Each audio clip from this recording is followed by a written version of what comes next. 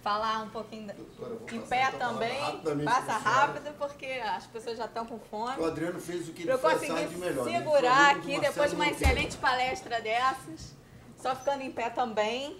Né? Queria agradecer a Emerge, na pessoa da doutora Alexandre Abraão, agradecer a MCI, na pessoa da doutora Flávia Ferri, doutora Carmen Elisa, enfim, e os outros aqui participantes, enfim. Antes de eu ir para o meu tema, só para segurar vocês um pouquinho, já que falamos um pouco do italiano que não pode ser nomeado, e falar um pouco também de um holandês que trouxe muitas ideias aqui para o Brasil e que eu, nas minhas andanças pela Europa, verifiquei que ele é muito pouco referenciado lá fora, que é o Luc Husman. Luc Husman, ele tem um livro interessante que é sobre as penas perdidas, e ele é uma grande vertente do abolicionismo penal. E aqui no Brasil ele é muito prestigiado. E eu fiz um curso com a filha dele, que é uma senhora, e ela me disse que a obra dele, que aqui no Brasil já foi publicada em 1960 e poucos, ela sequer foi traduzida para o inglês. Então ela estabeleceu uma fundação, ela tem uma fundação para divulgar a obra dele nos Estados Unidos e na Inglaterra, porque eles não se interessaram pela obra do Luc Husman. Mas aqui ele é muito prestigiado. E às vezes a gente vai para a academia e fica, nossa, e as pessoas falam, é mesmo? E aí eu chego lá fora e percebo essa questão. Outra questão nossa também, a gente às vezes traz coisas de fora. Na Alemanha, por exemplo, eles estão discutindo se irmãos maiores e capazes, que é uma coisa que já está superada no Brasil, ninguém quer aprisionar se pessoas adultas se descobrem, às vezes filhos do mesmo pai, se relacionam, são namorados, querem... Ninguém vai mandar nenhuma dessas pessoas para a cadeia, são maiores e capazes, fazem o que querem. Na Alemanha ainda está se discutindo essa questão do bem jurídico, se irmãos é um incesto, se incesto vai para a cadeia, se não vai. E a Corte Constitucional alemã entendeu que o crime é possível e manda para a cadeia pessoas adultas e capazes que querem, que se descobrem irmãos por incesto. Então a gente tem que ficar muito atento, e a minha ideia aqui hoje é fazer vocês refletirem. Então, quando a gente fala de direitos humanos, a gente está falando também a importância da punição criminal. E isso não sou eu que estou falando, é a Corte Interamericana de Direitos Humanos. Esse caso, que é o caso da Araceli, de 1973, é uma menina que foi morta no Espírito Santo, ela foi violentada e morta, e é por causa dela que é comemorado o dia 18 de maio como dia de combate à exploração e violência sexual de crianças, por causa de um crime que não foi punido. Os nossos casos na Corte Interamericana de Direitos Humanos são as condenações ou reprovações do Brasil por fatos que não foram punidos. É o caso dos meninos emasculados, foram várias crianças abusadas sexualmente mortas no Maranhão, e Pará, uma parte de Altamira e Pará. Era uma pessoa só que fazia isso. Enquanto ele não foi preso, enquanto a polícia não investigou e conseguiu mobilizar, ele matou mais de 20 crianças, abusou e matou, enfim, de várias. E é um dos casos que o Brasil foi reprovado, não chegou a haver condenação, mas houve uma reprovação em relação ao Estado do Brasil na deficiência da investigação e punição criminal. E o Estado do Maranhão, inclusive, paga a indenização para essas mães por reconhecendo a sua culpa na investigação e punição criminal. Outro caso famosíssimo é o caso da Maria da Penha. A gente está comemorando os 3 anos de Maria da Penha. Por que esse caso ficou famoso? É justamente mais um caso de deficiência do Brasil na apuração, investigação e punição criminal. O Poder Judiciário do Ceará demorou mais de 15 anos. E é o Poder Judiciário do Ceará que está sendo apontado nesse caso, na Corte Interamericana de Direitos Humanos. Não houve punição, quer dizer, não houve a condenação, não houve punição criminal, demorou-se a punição criminal, e aí o governador falou aqui da questão da punição acontecer em 1 ano. E o que mais se discute no Brasil é a duração razoável do processo, que se demora demais. Então foi apontada essa questão, porque mais de 15 anos depois do fato a pessoa continuava impune, que foi o ex-marido da Maria da Penha, que não é um agente público, é uma pessoa particular. Quando a gente fala aqui, às vezes, de direitos humanos, parece que só policial viola direitos humanos. Não, é o marido dela, pessoa particular, que não é agente público, que ele praticou um crime e ele não foi punido por esse crime. O caso Ximenes Lopes, que é o caso da primeira, no caso da Maria da Penha, houve um acordo do Brasil e o Brasil reconheceu a sua falha na punição criminal, estabeleceu, e aí a questão da Lei Maria da Penha, para ser mais rigorosa, essa questão da punição de agressores, né, do sexo masculino em relação às mulheres em situações de violência doméstica, a criação de delegacias e a lei. E qual foi uma das demandas? Que houvesse punição, crime, né, que não se aplicasse a Lei 9.099, por quê? Essa demanda de punição, caso Ximenes Lopes é a primeira condenação do Brasil na Corte Interamericana de Direitos Humanos. Ele estava internado numa clínica particular, não tem agentes públicos envolvidos, uma clínica particular que era conveniada ao SUS. Ele foi maltratado e acabou falecendo lá por alguém que esse crime não chegou a ser apurado para identificar se foi médico, se foi enfermeiro, quem foi, que ocasionou a sua morte, e essas pessoas não foram punidas criminalmente, e o Brasil foi condenado justamente por não punir criminalmente. Então, todos esses casos da Corte Interamericana de Direitos Humanos, a questão do direito penal é forte. Ela é forte no caso dos meninos emasculados, porque não houve punição criminal. No caso da Maria da Penha, a falta de punição criminal. O Ximenes Lopes, falta de punição criminal.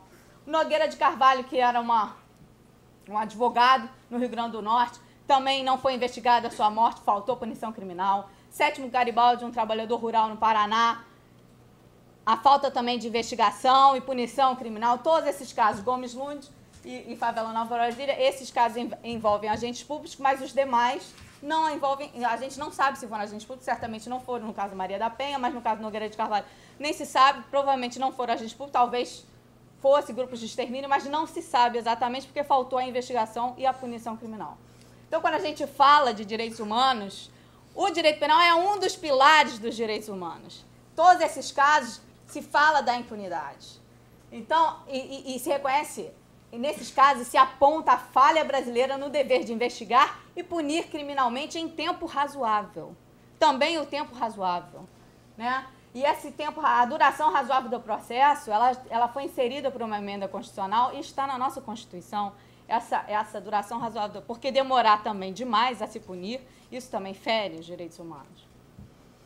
E aí, lembrando uma outra questão que às vezes é distorcida, como se direitos humanos não fossem para todas as pessoas, né? Todos nós somos titulares de direitos humanos. Não, a questão, às vezes, que se coloca como se fosse um direito só dos gays, um direito só de mulheres. Não, é das mulheres, é dos negros, é dos homens heterossexuais, são de todas as pessoas, das crianças, dos idosos, são todas as pessoas. Né? Os direitos humanos são de todos nós. Todos nós temos direito à vida, todos nós temos direito à segurança pública, todos nós temos direito à integridade sexual. Né? Um homem pode sofrer estupro, hoje em dia, antigamente era atentado violento ao pudor, mas é estupro e esse homem também deve ser protegido. Todos nós somos titulares de direitos humanos. E os direitos humanos são para todos, todos nós. Quando a gente fala em direitos humanos, a gente está falando de todas as pessoas, né? Seja de presos e não presos. Quando a gente anda na rua, a gente também é titular de direitos humanos, a gente tem que ser respeitado dentro do nosso país, a gente tem que poder circular na rua e não ser vítima de um latrocínio, né? É um direito humano à segurança pública, é um direito humano à minha integridade. Então, no Estado democrático de direito, direitos humanos é dever do Estado assegurar a todas as pessoas, né? Então, o Estado ele deve garantir os direitos humanos de forma a não violar, que os seus agentes não violem, mas também não permitir que os outros violem, como o caso do marido da Maria da Penha. Né? O Estado tem que atuar de forma que nós, que somos todos vítimas potenciais, não soframos, né, violações aos nossos direitos humanos quando a gente anda na rua. Então, um dever do Estado, não permitir que outros violem. E o direito à segurança pública também é um direito fundamental. Né? É o dever do Estado garantir os direitos humanos sob viés positivo, e vários autores falam nisso, entre eles André de Carvalho Ramos, que é um doutrinador de direitos humanos aqui no Brasil, escreve sobre a importância, né, que o Estado atue de forma a não praticar e também não permitir que outros pratiquem, né, esse viés positivo. Jorge Pereira da Silva é um doutrinador português, o Stefano Zirulli é um doutrinador italiano, e outros que falam nisso. E aí a gente tem mandados de criminalização, sim, tratados internacionais que determinam que a gente criminalize condutas, né? Existem tratados que determinam criminalização de condutas contra crianças, por exemplo, abuso sexual de criança seja crime, né? Isso está na nossa Constituição. Mas também está em tratados internacionais. O Tratado Internacional de Proteção de Mulheres determina que seja crime, né? A caso da Lei Maria da Penha. Então, a nossa Constituição, no artigo 5º, ela fala que a lei considerará crimes inafiançáveis, insuscetíveis de graça ou anistia, a prática da tortura, do tráfico ilícito de entorpecentes, terrorismo e outros definidos como crimes hediondos. Isso está na nossa Constituição, mandado de criminalização. Mandado de criminalização, a lei punirá severamente o abuso, a violência e a exploração sexual da criança e do adolescente. Existe um mandado de criminalização, tem que ser crime, tem que ser punido. Isso não só no Brasil, tá? Isso também no exterior, na Europa, existe diretiva europeia, essa é a diretiva europeia de 2011, 92 e 93, que fala do abuso sexual de crianças, que diz que os Estados-membros, isso os Estados que fazem parte da União Europeia, aí está lá nessa diretiva, são encorajados a criminalizar os autores de tais crimes sejam judicialmente perseguidos, com instrumentos de investigação eficazes, porque não adianta também estar previsto como crime e você não ter instrumento de investigação eficaz para você punir esse crime. Combate ao turismo sexual em outros países, isso está na diretiva europeia. E ainda tem uma questão que ia ser discutida aqui no Brasil, se colocassem isso na nossa legislação, aqui as pessoas iam questionar, mas lá os agressores condenados deverão ser proibidos de exercer temporária ou permanentemente atividades profissionais que impliquem contatos com crianças. E os empregadores devem ter acesso a essas informações. Pessoa que foi condenada por crime sexual na Europa não vai poder mudar de país e entrar na escola. Já estou solto, eu vou trabalhar aqui nessa escola. Não. Lá, as escolas, os empregadores, eles pedem informações para permanentemente não permitir que abusadores sexuais que deem aulas em escolas ou ambientes que tenham crianças, né? E aí eu quero trazer também que essa questão já vem sendo discutida assim pelos grandes filósofos, que a gente tem que parar de, às vezes, ouvir o que o outro citou e ler, sentar e ler. O Immanuel Kant já dizia há muito tempo atrás, né? Haja externamente de modo que o uso livre do seu arbítrio possa coexistir com a liberdade de cada um, segundo uma lei universal. O Beccaria, né, que foi mencionado aqui mais cedo, não é o rigor do suplício que previne os crimes com mais segurança, mas a certeza do castigo e o zelo vigilante dos órgãos encarregados. Antes um castigo moderado do que a impunidade.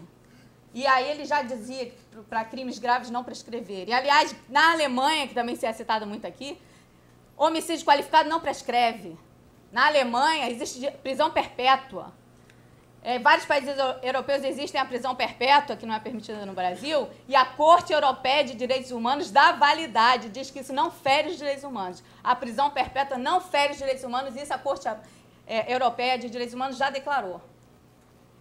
O Jeremy Bentham, que fala sobre o panóptico, e que ele sugere uma forma de presídio que você possa estar sempre vigiando o preso, e já pensa no direito penal há muito tempo também, entre esses outros autores, ele diz que o delito produz um mal de primeira ordem para a vítima e de segunda ordem para a sociedade.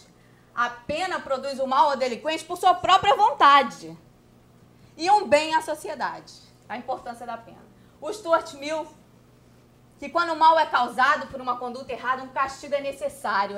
É um impulso de autodefesa e um sentimento de empatia que a gente deve ter com os próximos, né? Com os demais, porque nem sempre a gente está sofrendo esse crime, mas a gente tem um sentimento de empatia que deve ser valorizado, você não querer que o outro passe por isso, né?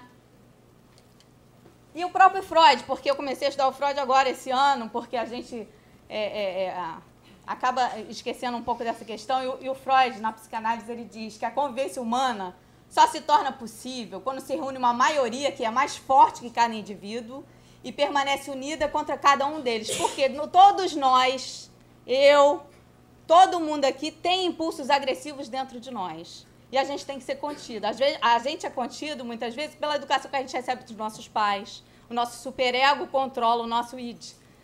Mas, às vezes, as pessoas não conseguem segurar. E essas pessoas precisam ser punidas.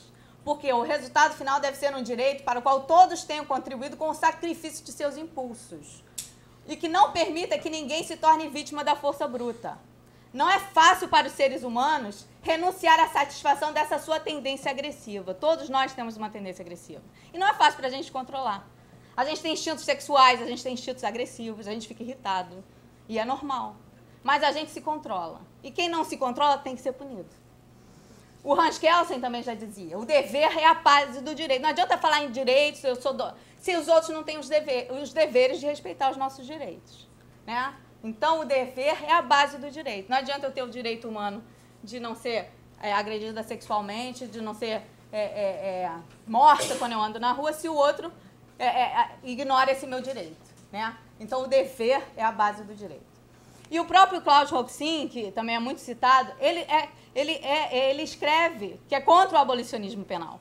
Né? Não existe espaço para o abolicionismo penal, pois liberar o controle do crime de parâmetros garantidos estatalmente e exercidos através do órgão judiciário iria nublar as fronteiras entre o lícito e o ilícito e levar a justiça pelas próprias mãos, com isso destruindo a paz social. Porque se a gente não tiver o direito penal, o que a gente vai ter? Justiça com as próprias mãos. E aí eu podia me alongar um pouquinho para falar da função da pena criminal, falar bem rapidamente que a retributiva quando comete um mal, esse mal existe essa retribuição. Quem falava disso? Kant, Hegel. A preventiva geral negativa, que é no sentido que a pessoa se sinta intimidada. Ela vê que a pena que de quem praticou um homicídio, a pessoa foi presa, ela fala, não vou praticar esse homicídio para eu não ser presa também. Ela se sente intimidada. Por outro lado, ela também pode reforçar um valor da norma. No caso da Maria da Penha, olha, mulheres não devem ser agredidas, além de correr o risco de ser presa e a pessoa se sentir intimidada. Pensar nessa função positiva da valorização dessa norma.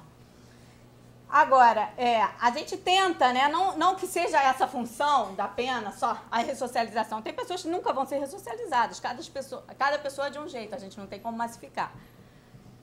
Mas existe uma questão que é a neutralização dessa pessoa. Ela pelo menos está presa ali durante um tempo para ela não ficar agredindo as demais. Então, é a preventiva especial negativa. E a gente fala muito pouco aqui que é a questão da pena, da função expressiva, que é de comunicação. Quem fala isso é uma autora alemã chamada Tatiana Hölln. Em breve o livro dela vai ser traduzido para o português, vai ser publicado aqui. Que é uma comunicação, quando a pena criminal é imposta, é uma comunicação para a sociedade, é uma comunicação para o acusado e também para a vítima. E ela coloca essa questão da vítima se sentir reconhecida num Estado democrático de direito, que aquele mal que foi causado a ela não é uma coisa em vão, que as pessoas reprovam esse comportamento. Então, é uma comunicação para ela também, é importante. E aí a gente podia falar um pouco mais da questão restaurativa da ordem jurídica, que é o que Jacobus fala, que quando alguém pratica um crime, tem que receber a pena criminal para restaurar a ordem, né? Porque se ele pratica um crime, mas é uma questão normativa, mas a gente vem também por uma questão de reparar esses danos causados pelo crime, e hoje em dia a gente já vê aqui no Brasil, mas é um movimento mundial que o Brasil está se alinhando, de reparar os danos causados pela vítima, que já está no nosso CPP, artigo 3887, inciso 4. Mas eu também queria falar um pouquinho, aí não dá para se alongar muito, a questão da eficiência, da efetividade, do efetivismo. A Flávia Ferri fala aqui no livro dela. O Adriano falou um pouquinho antes, mas o Antônio Scarance Fernandes já fala desde 1995, quando ele escreveu sobre o papel da vítima no processo criminal e ganhou a livre docência na USP. Ele que inaugurou a linha lá na USP, um equilíbrio entre eficiência e garantismo. Não adianta a gente só garantir os direitos do acusado, a gente tem que equilibrar. E aí a questão da eficiência e da efetividade. E aí eu trouxe aqui uma definição que também está no meu artigo, vocês podem ver depois, mas que a eficiência ela tem base constitucional, é um princípio da eficiência, ele está na nossa Constituição. Então, os órgãos de persecução penal, a polícia, tem que trabalhar com a eficiência para apurar um crime, para investigar a verdade, e a gente valorizar essa polícia, a gente dá instrumentos para essa polícia poder trabalhar.